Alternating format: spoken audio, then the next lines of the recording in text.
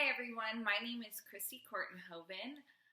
I'm married to my wonderful husband John of 21 years. We have 4 children, John, Jackie, Josiah, and Jessa. It is now the COVID-19 time, so we're all in our homes.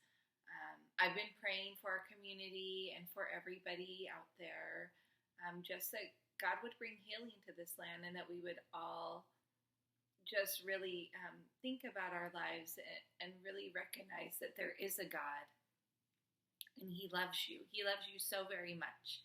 I'm a marriage family therapist currently, and right now I'm video conferencing and talking to people, teletherapy, doing it online. But I'm also a former school teacher. I taught for 19 years. I was blessed. I really enjoyed that. I taught in the public school, I taught in the Christian private school, and I also, in the middle of that, I homeschooled my children for 7 years. And one of the things that we always did was we had devotions every morning, and we also read missionary stories.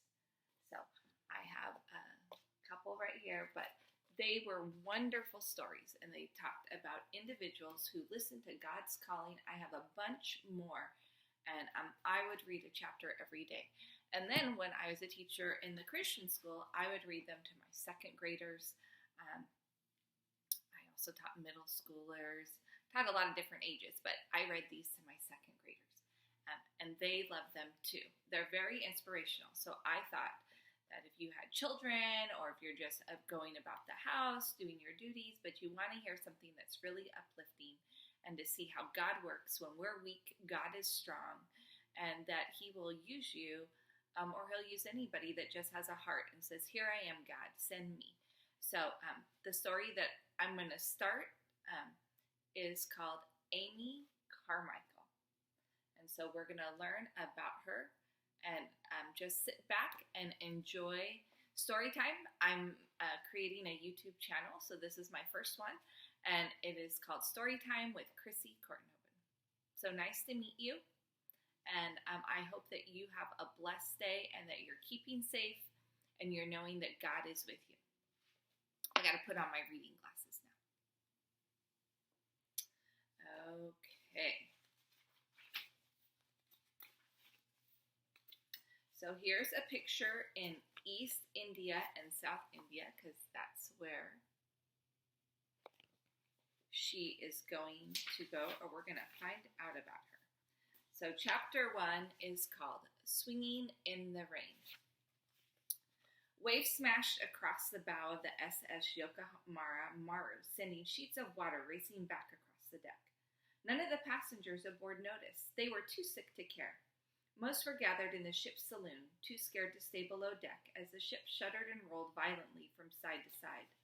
The smell of vomit was everywhere. Amy Carmichael, a young Irish woman, sat in the corner sicker than she'd ever been before in her life. It felt to her as though she had been aboard the ship forever, but it had only been 4 days. The voyage from Shanghai en route to Japan had been so calm. Halfway across the Yellow Sea, though the ship had run into a typhoon, and as a result, she was now being mercilessly battered by storm-ravaged seas. All Amy wanted to do was get her feet back on solid ground, and soon. Just when she thought she could not stand to be thrown around by the sea any longer, the captain, wrapped in an oilskin parka, stumbled into the saloon. He spoke first in Japanese, reeling short, sharp sentences off his tongue. Then he turned to Amy and in broken English announced the good news. The Yokohama Maru was directly offshore from Shimonoseki, their destination port. Amy breathed a sigh of relief. Then the captain told her the bad news. Because of the wind and huge waves, there was no way the ship could dock at Shimonoseki. They would simply have to stay offshore and ride out the typhoon. As the captain left the saloon, Amy vomited into the bucket beside her. She wondered how long they'd have to wait for the storm to die down. She felt so wretchedly ill. Still, she was tired of sitting and feeling sick, so she decided a walk might help settle her churning stomach. She knew it wouldn't, though. It hadn't any of the other times she tried it. Still, she had to get away from the gagging air of the saloon. She wrapped her woolen shawl around her shoulders and clambered to her feet. Stumbling out onto the deck, she took a deep breath. She gripped the ship's railing tightly as seawater washed around her ankles and spray lashed against her cheeks. She looked longingly in the direction of Shimonoseki and hoped it wouldn't be long before the wind and the sea calmed enough for the ship to berth. As she gazed towards Shimonoseki, Amy saw a most unusual sight. At least for the middle of the typhoon, a steam tugboat emerged through the blinding rain and billowing seas. It came within 20 feet of the starboard side of the SS Yokohama Maru, bobbing up and down in time to the waves. One of the sailors yelled to the captain, and soon a crowd of passengers and crew had spilled out on deck for a closer look. The captain of the Yokohama Maru and the captain of the tugboat yelled and gestured at each other. Amy couldn't understand a word of what they said, but she hoped it had something to do with towing the SS Yokohama Maru into dock. But apparently towing wasn't what they had been talking about. Instead, the captain announced that the passengers were going to be transferred to the tugboat and taken into Shimonoseki. The starboard arm of the ship's derrick was lowered, and a rope net was attached to the winch line on the derrick arm. As the first passenger was placed into the rope net and hoisted into the air, Amy looked on in horror. She wanted to get her feet on solid ground in Shimonoseki as soon as possible, but this was definitely not what she had in mind. The derrick arm swung over the side of the Yokohama Maru toward the tugboat. The man in the rope net looked terrified as he dangled over the frothing ocean before being dumped onto the deck of the pitching, rolling tugboat. A crewman on the tug helped the passenger out of the rope net, which was then hoisted back aboard the Yokohama Maru for the next passenger. One by one, the passengers were lowered aboard the tugboat until finally it was Amy's turn. Reluctantly, she stepped into the net. Before she had a chance to change her mind, the crewman operating the winch pulled a lever, and the rope net gathered around Amy. Suddenly, she was dangling above the deck. With a jerk, the end of the derrick arm moved over the side of the ship. Amy swung like a pendulum in the rain. She looked down at the angry waves snarling up at her. Frothy spray soaked through her clothes. Then she was over the aft deck of the tug, and as she swung from side to side, the winch slowly lowered her. One of the tug's crewmen grabbed the net and steadied it as Amy was dumped bottom first onto the deck. The crewman helped her out of the net, and she huddled with the other passengers. Finally, when all the passengers had been lowered aboard the tug, their luggage was also loaded into the net and transferred to the tugboat. After some more yelling between the captain of the tugboat and the captain of the Yokohama Maru, and a loud hoot of the tug's steam horn, the two boats parted. If the trip on the Yokohama Maru had been treacherous, the ride on the tugboat was downright dangerous. Amy prayed frantically throughout the journey. The small tug didn't cut through the stormy seas like the larger ship had. Instead, it rode up and over the mountainous waves. At the crest of each wave, the tug tipped forward or rolled sideways so much that Amy thought it would capsize for sure. Finally, the outline of the Japanese coast came into view, and a cheer went up from the passengers. Amy's feet were soon back on solid ground. As the rain dripped from her felt hat and formed rivulets that ran down her cotton dress, she breathed a deep breath and slowly exhaled. For the first time in several days, she didn't feel like vomiting. She had made it to Japan. She had traveled halfway around the world, and now she was finally here. What an adventure it had been. There had been so many risks along the way. But then risks and adventure were nothing new to Amy Carmichael. She'd always been willing to take risks to get what she wanted. Chapter 2. Shadows in the Attic. Amy Carmichael, are you listening? Amy looked up at the teacher and scrambled to get her mind back on trigonometry. But the truth was she hadn't been listening for quite a while. She had more important things than math on her mind. It was September 12th, 1882, a once-in-a-lifetime day, and Amy was not about to miss the event.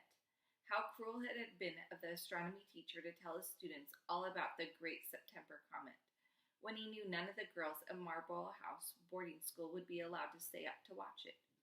Amy had tried everything she could think of to get around the rule that dormitory girls were not allowed to stay up past 9 p.m., but nothing had made any difference. She had even gone to Miss K, the school principal, and begged her to let the girls stay up. But comet or no comet, Miss K had no intention of bending the rules one bit. Amy had wanted to ask Miss K, but as usual, she had been the one voted to do it. Being only 14 years old meant there were lots of older girls in the school. But Amy was a natural leader. She had courage that other girls envied. Even when she knocked firmly on Miss K's door, she hadn't been one bit afraid. And when Miss K dismissed what Amy thought was a well-balanced argument for being allowed to stay up to view the comet, Amy had left the office with her head held high. The other girls were depending on her, and she would find another way for them to watch the comet. That was the problem occupying her mind during trigonometry class. As she thought about it, a plan began to form in her mind. What was to stop them from sneaking up and watching the comet from the attic skylight? That way they wouldn't even have to go outside, and if they were very quiet, the dormitory mistress wouldn't hear them. It was a plan Amy was sure would work. Now all she had to do was figure out a way to keep the other girls awake until midnight. Amy knew she could stay awake herself. The excitement of seeing a comet wouldn't let her sleep, but if some of the other girls fell asleep, it would be hard to wake them, and it could be noisy too. By the time the girls were all dressed in their long white flannel nightgowns ready for bed, Amy knew just how they'd do it. She cleared her throat, twisted her long dark brown hair behind her head, and told the girls about her disappointing visit to Miss K. Several of the girls hung their heads. Amy paused a moment for dramatic effect, and then she produced a reel of sewing thread she sneaked from embroidery class. "This is our answer," she said jubilantly, holding the thread in the air. The girls looked puzzled. Again, Amy paused for effect before going on.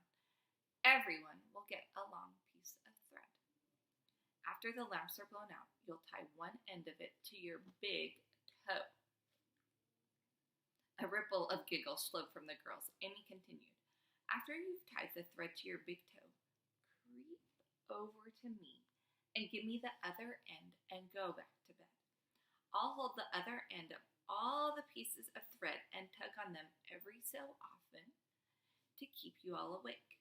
When I hear the bells chime at 12 o'clock, I'll give a double tug on the thread. That will be the signal. We'll all get out of bed and creep up to the attic and watch the comet through the skylight. Just be sure to skip the third step on the way up the stairs. It creaks." The girls all giggled and nodded and set about tying the thread to their big toes. Every so often, after the lamps were blown out, Amy jerked the threads.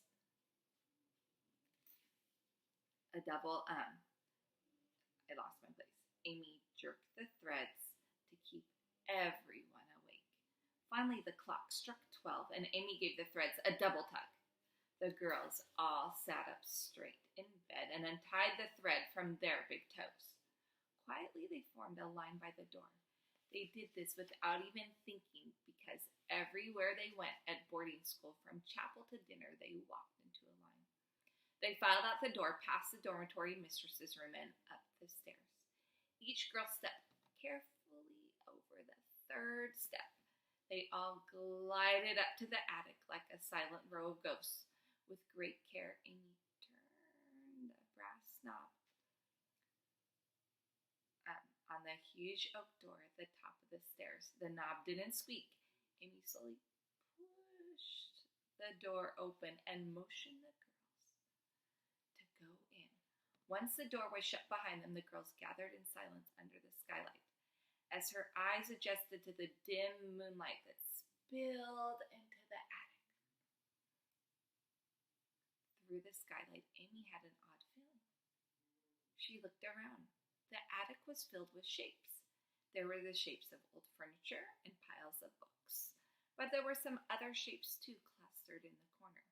Amy peered into the darkness to make them out, and as she did, the shapes became the outlines of people.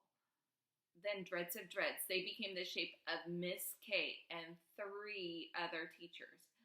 At that moment, Miss K lit a candle. Several of the girls screamed. Amy's heart sank. Miss K would know that Amy had planned this adventure. After all, Amy planned most of the mischief that occurred at Marlborough House. Fortunately, the comet was due to pass overhead at any moment, so Miss K just waved her hand at the girls and sternly said, "Silence." and so Amy and all the girls in her dormitory got to see the comet, but not in the company they would have liked. Once the comet was past, Miss K looked directly at Amy. "I will see you straight in my office after breakfast." "Yes, ma'am," said Amy with a curtsy. The girls trudged back to their room, not bothering to skip the creaking third step this time. For the rest of the night, Amy hardly slept. She didn't mind being punished. She'd been punished plenty of times before. But what if I'm expelled and sent back to Ireland this time? What will my parents say? She hated the thought of going home in disgrace. Her parents would be so disappointed in her, and she had 6 younger brothers and sisters to set an example for. If only she weren't Irish, that was the trouble. With her flashing brown eyes and lively imagination, she just didn't seem to fit into an English girls' school. It was all too confining. Everything was done to bells and timetables. She hardly ever got to go outdoors. If it weren't for the box of chrysanthemums her mother, Catherine Carmichael, had sent her, and the white lily one of the older girls had left behind, Amy would hardly get to see nature at all. It was no wonder she had to see the comet. At home in Ireland, she could have watched it from the second-story nursery window with the Irish Sea crashing against the rocks at Millisle in the background. How she missed the sea and the tide pools with their fresh treasures every day, and she missed her pets. At Marlborough House, there was only a grumpy tomcat who spat if Amy even looked at him. Back home in Ireland, there was Gildo, the collie dog, who spent her days lying by the front door. Daisy, the yellow and white cat, who liked to stretch herself across the kitchen window ledge. Then there were 2 ponies, Fanny and Charlie. How she loved to ride them. 3 years at boarding school in England was a long time to be away from them all. Amy wished she could be back home, but she couldn't go back in disgrace. So despite feeling homesick, she hoped and prayed that Miss K wouldn't expel her in the morning. As the light of dawn began to filter through the drapes, Amy still couldn't sleep. She thought back to the dollhouse she had been given for Christmas when she was 8 years old. It was beautifully decorated and filled with dainty doll-sized furniture, but it was boring. On Boxing Day, the day after Christmas, she dumped the furniture out of the dollhouse and replaced it with moss for carpet and twigs for indoor trees. That had made it a much more interesting place. She had gone out to the apple tree in the yard and collected ants and bugs and beetles and installed them in her new home. She had spent hours watching them climb all over it until her nanny found out and made her remove the moss and bugs. School was like the dollhouse. It was often boring, and sometimes Amy wished she could put moss down for carpet and move in some new friends and make it an interesting place. Amy was bleary-eyed from lack of sleep as she picked at her breakfast when everyone else had been dismissed from the dining room. She reported to Miss K. Unlike Amy, Miss K seemed to have a good night's sleep. She was in a very good mood when Amy knocked on her door. Amy stood in front of Miss K's desk. Miss K told Amy how disappointed she was in her behavior and pointed out that Amy should use her leadership talents to lead the other girls to do the right thing instead of disobeying authority. After the long lecture, Amy waited breathlessly to see what Miss K was leading up to. Would she be expelled? Thankfully, she wasn't. Instead, she was given some extra duties to perform. She had to get up half an hour early each morning and clean out the downstairs fire crates, and every Saturday night for a month, she was to help the chambermaid polish all the silverware. For the next couple of months, things went smoothly for Amy. There were no more comets or any once-in-a-lifetime events on the horizon, so she settled into study once again. However, in November, just before her 15th birthday, Amy was again called into Miss K's office. This time, Miss K asked her to sit down. She had difficult news, she said. Amy and her brothers, Norman and Ernest, who attended a nearby boys' school, were to go home to Ireland at once. Amy's father, David Carmichael, had not given any reason for their sudden return home, but he had said that they would not be returning to school. So in the middle of the school year, Amy packed up her belongings and along with her 2 brothers boarded a train that would take them from the Yorkshire country to Liverpool, where they would take a steamboat across the Irish Sea to Ireland and home. Only it wasn't the same home they left. Amy's parents and younger brothers and sisters had moved from the old Greystone country house into the city of Belfast. The move was because of Mr. Carmichael's work. Amy's father and his brother William owned a large flour mill in Millisle.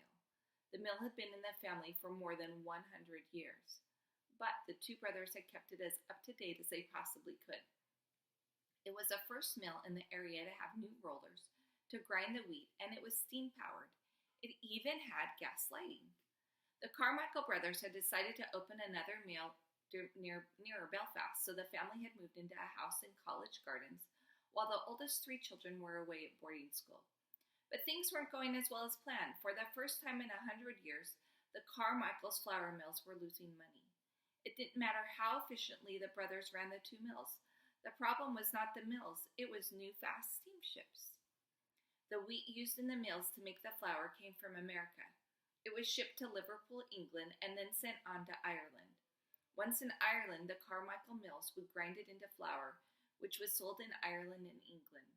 The new fast steamships, however, made it possible to grind the wheat in America and then ship the flour straight to England, where it arrived in good condition and not infested with bugs, as was often the case during long sailboat trips across the Atlantic Ocean from North America.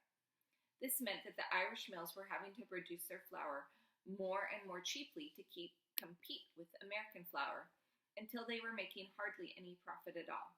For the Carmichaels, that meant there was no money for private boarding schools, so Amy and her brothers had been called home.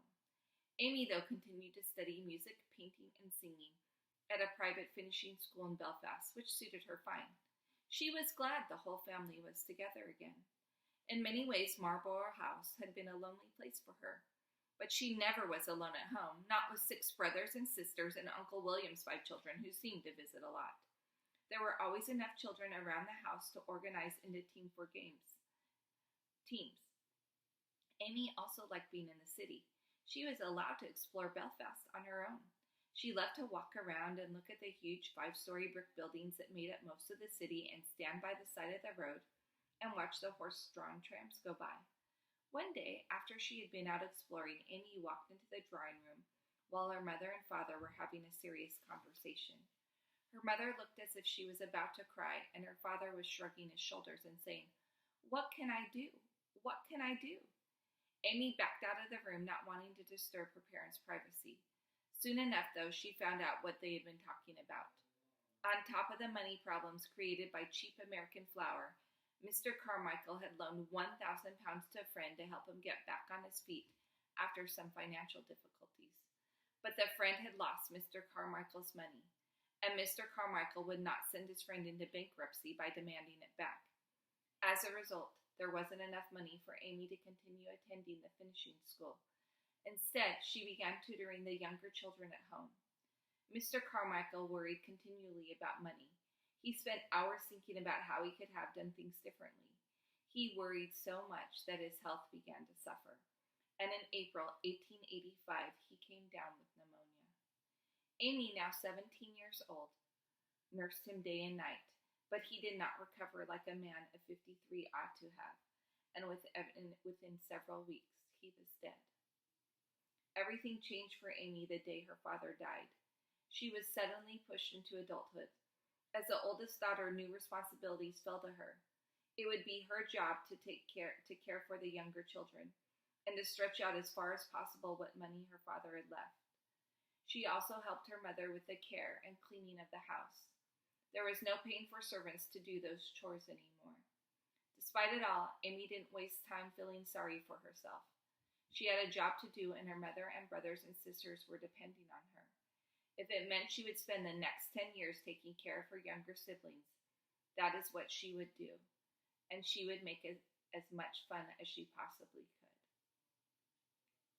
That is the end of Chapter 2. Stay tuned for Chapter 3. We'll pick up with it next time. We'll see what happens to Amy now that her father's passed away. And now she has all these extra responsibilities, a lot of brothers and sisters. She has to help her mom. Back in that time, they had servants, but now they have to do it all because they don't have the money to do everything that they used to. Next time, Please subscribe, and next time we'll be on Chapter 3 of Voice from the Fountain. Good seeing you all. I hope you come back tomorrow.